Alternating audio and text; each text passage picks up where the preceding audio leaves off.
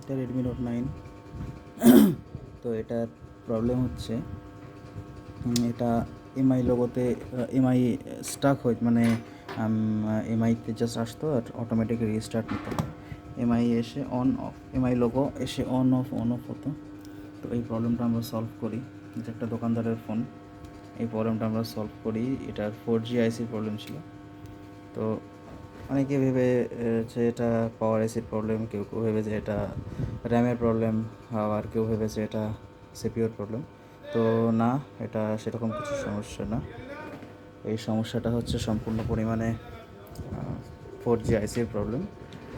আইসিটা আমি দেখিয়ে দিচ্ছি, আইসিটা কোথায় আছে, তাহলে পরে ক্লিয়ার হয়ে যাবে যে এটা আইসির প্রবলেম, সেটা ক্লিয়ার হয়ে যাবে।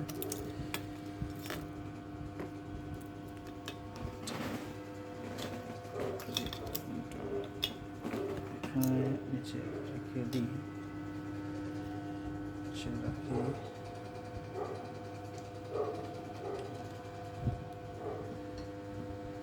এটা হচ্ছে অ্যাকচুয়ালি প্রবলেম ছিল এটাতে, এসিটা। তো এটাকে আমরা রিপ্লেস করি এবং প্রবলেমটা এখন ফিক্সড হয়ে যায়। তো এই ধরনের, যেমন দেখুন সিপিইউতে কোনো কাজ করা হয় না, সিপিইউ একদম ক্লিয়ার।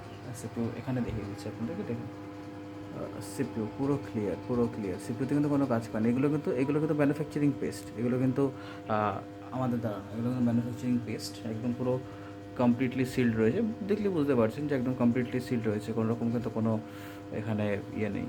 ওকে, তো এই রিস্টার্ট যে সমস্যা, এই সমস্যার সমাধান হয়ে গেছে।